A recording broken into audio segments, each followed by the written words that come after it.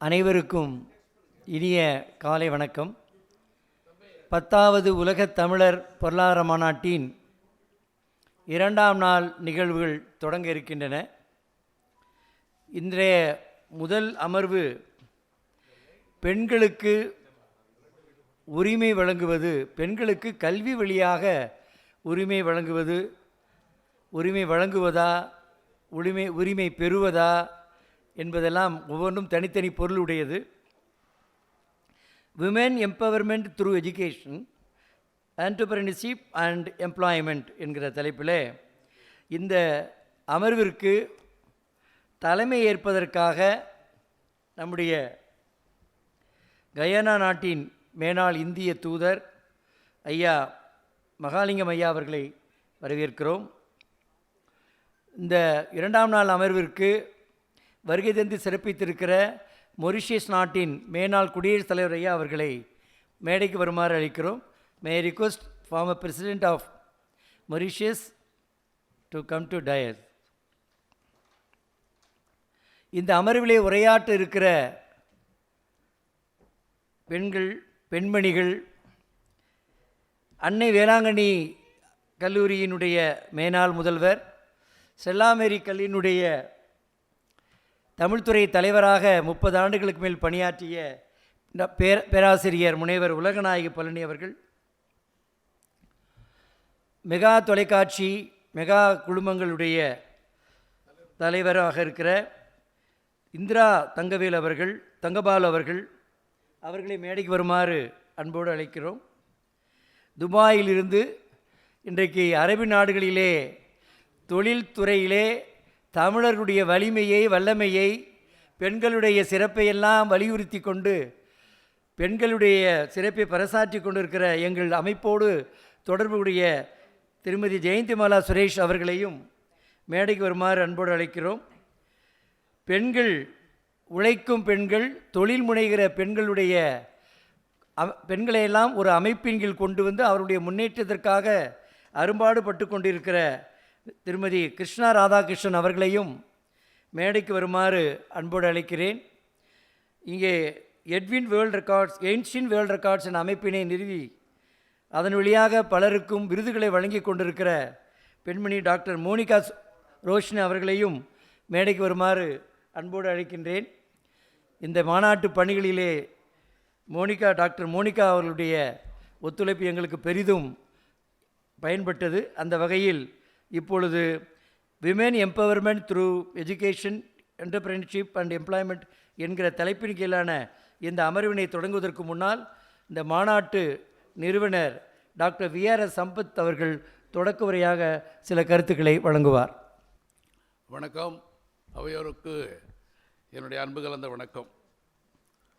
முதல் நாள் நிகழ்வு நேற்று காலையில் காலதாமதமாக தொடங்கி காலதாமதமாக முடிந்து அனைவரும் வெற்றிகரமாக வீடு திரும்பி இன்று காலை வந்திருக்கிறீர்கள். உங்களை அனைவரையும் இந்த நிறுவனத்தின் சார்பிலே வரவேற்பதிலே நான் மகிழ்ச்சி அடைகின்றேன். இன்றைக்கு எப்போவும் காலையில் சென்னையில் மட்டுமல்ல, தமிழ்நாட்டில் மட்டுமல்ல, இந்தியாவில் காலையில் வருவதிலே கொஞ்சம் சுணக்கம் உண்டு. ஏன்னா வெள்ளைக்காரன் காலத்திலேயே அலுவலகம் 10:30 மணிக்கு என்று போட்டுவிட்டார்கள். அதனாலே இங்கே அலுவலகங்கள் 10:30க்கு தொடங்குவதாக இருக்கிறது. ஏன்னால் காலையிலே சாப்பாடு செய்து அதையே மதிய உணவாக பேக்கெட் பண்ணி எடுத்துக்கொண்டு போய் மதிய உணவும் சேர்த்து எடுத்துக்கொண்டு போகிறதுக்குனால முள்ளமாக 2 சாப்பாடை தயார் பண்ணி எடுத்துகிட்டு போகிறதுக்காக 10:30 மணிக்கு அப்போ ஆஃபீஸ் வந்தாங்க. அதனால் 9 மணிக்கோ 9:30 மணிக்கோ நாங்கள் செஷன்ஸ் வச்சாலும் யாரும் வர மாட்டேன்றாங்க. எவ்வளோ ட்ரை பண்ணிகிட்ருக்குறோம். அமெரிக்கா மாதிரி 8:30 மணிக்கு 8 மணிக்கு உலகத்தை மாற்ற வேண்டும் என்று.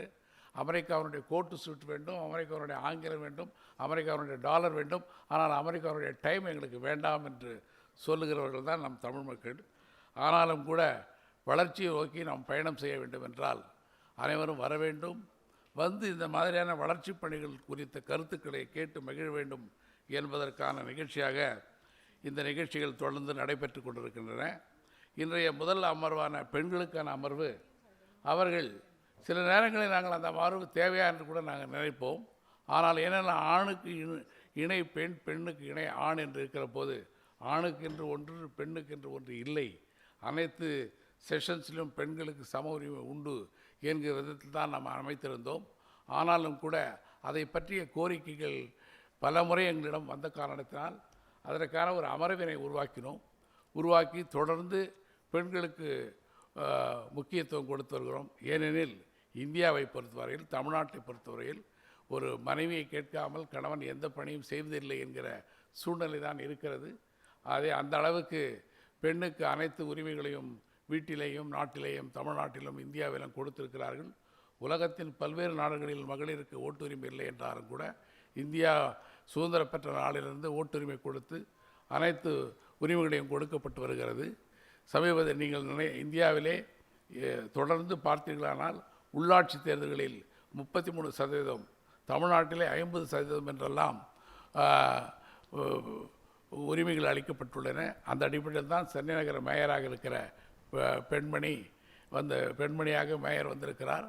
இப்படி பல்வேறு உயர்வான கருத்துக்கள் இந்தியாவிலும் தமிழ்நாட்டிலும் வலம் வந்து கொண்டிருக்கிறது.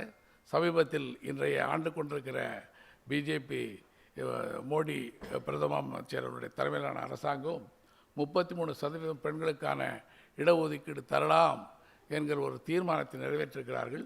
அது எப்போது அமலுக்கு வரும் என்று தெரியவில்லை. அப்படிப்பட்ட சூழ்நிலையில் இன்றைக்கு இவர்களெல்லாம் இங்கே சக்தி வாய்ந்த பெண்மணிகள் ஒன்று கூடியிருக்கிறார்கள். அவர்களுக்கு மத்தியிலே 4 ஆண்கள் உட்கார்ந்திருக்கிறோம். அவர்களை எங்களால் எப்படி எதிர்கொள்ள முடியும் என்று தெரியவில்லை. நாங்கள் அனைவரும் அமைதியாக உட்கார்ந்து அவர்களுக்கு பேசுவதற்கு வழிவிட இருக்கிறோம். ஆனாலும் கூட சில கருத்துக்களை சொல்ல வேண்டும் என்பதற்காகத்தான் இதை சொன்னேன். இந்த அமர்விற்கு முக்கியமாக எங்களுடன் பணியாற்றி கொண்டிருக்கிற, அதே நேரத்தில் சென்னையிலே அனைத்து அமைப்புகளிலும் வலம் வந்து கொண்டிருக்கின்ற உலகநாயகி பழனி அவர்கள் ஒரு தலைசிறந்த தமிழ் பேச்சாளர், சமூக சேவையாளர், சமூக இயக்கங்களில் அக்கறை கொண்டவர் வந்திருக்கிறார். அதே போல் திருமதி இந்திரா தங்கபால் அவர்கள் ஒரு தொழிலதிபர், வணிக நிறுவனங்களை நடத்தி வருகிறவர், மெகா டிவியினுடைய இயக்குனர், கல்லூரியை நடத்தி கொண்டிருப்பவர், மிகப்பெரிய ஆளுமை திறமையை வளர்த்து கொண்டிருப்பவர், எங்களுடைய ஓரிரு மாநாடுகளில் உரை நிகழ்த்தியவர்.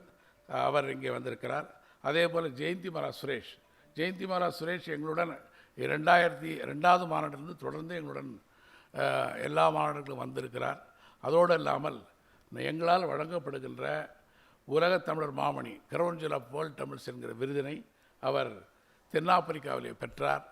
அந்த அளவுக்கு பெருமைக்கும் மகளிர் ஆக விளங்கி கொண்டிருக்கிறார். தைரிய சிகாமணி என்று அவர்களை சொல்லலாம். அப்படிப்பட்ட தைரிய சிகாமணி இங்கே வந்திருக்கிறார். அவர் அதோடு இல்லாமல் அவர் துபாயிலிருந்து நம்ம மாநாட்டிற்காகவே பிரத்யேகமாக வந்திருக்கிறார். அதே போல் திருமதி கிருஷ்ணா ராதாகிருஷ்ணன் வந்து தூத்துக்குடியை சார்ந்தவர். சென்னைக்கு குடியேறி ஒரு சாதாரணமாக வாழ்க்கை தொடங்கி இன்றைக்கு கிட்டத்தட்ட 20-30 பெண்களுக்கான தலைவியாக விளங்கி கொண்டிருக்கிறார். அதாவது சாதாரண பெண்களுடைய வாழ்க்கைக்கு வளம் சேர்ப்பது என்பதற்கான ஒரு பெரிய திட்டங்களை செய்து வருகிறார். அதே போல் மோனிகாவை சமீபத்தில் தான் எங்களுக்கு அறிமுகமானவர். இருந்தாலும் அவருடைய திறமையை பார்த்து நாங்கள் மெய்மறந்து போனோம்.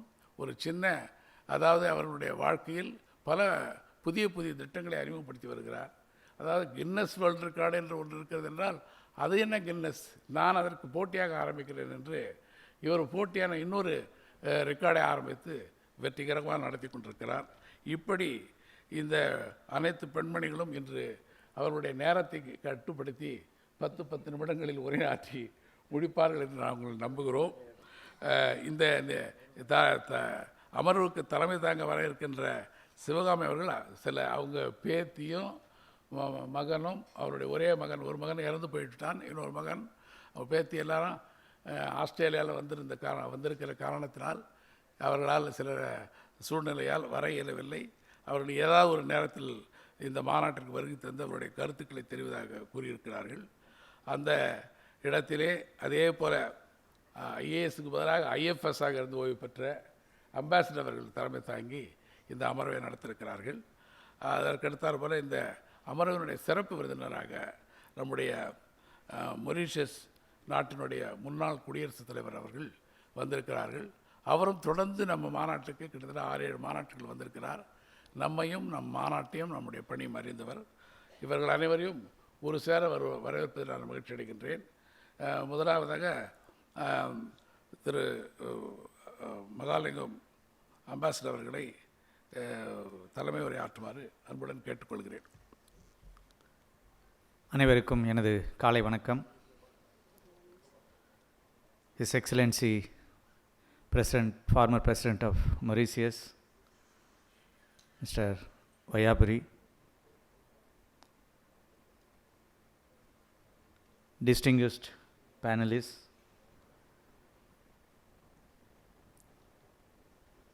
my good friend Dr. V.R.S. Sampath, who is the convener of this conference,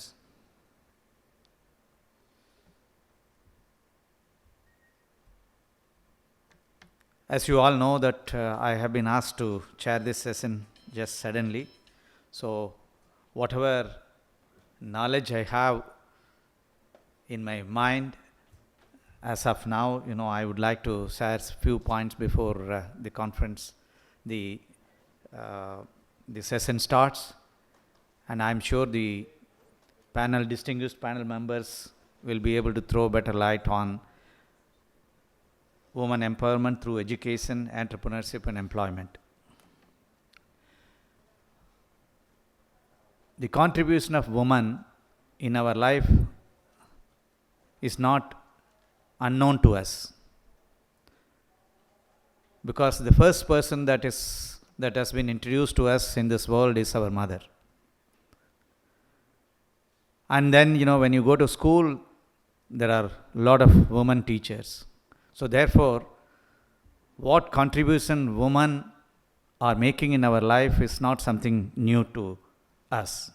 But still, sometimes, you have to learn, and then you have to relearn, and you have to find out, what kind of contribution women are doing in this society. Yesterday also, one of our panel members in one of the sessions said that how important it is to educate and empower women. And if you educate a man, the family gets empowerment. But if you educate a woman, the society gets empowerment. And therefore, you can understand the importance of educating women. Let me tell you from my own personal experience, when I joined my engineering in Coimbatore, in 1980, there were only 5 women out of 150. And today, the same college boasts of more number of women. Actually, the women outnumber men, and therefore, we have no doubt that our society has understood the importance of giving education to women. And that you can see in many countries and, and in many states in India. If you look at the epics, Indian epics, the epics are important in our life.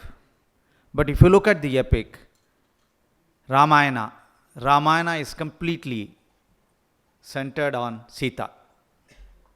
If you look at Mahabharata is completely focused on Draupadi.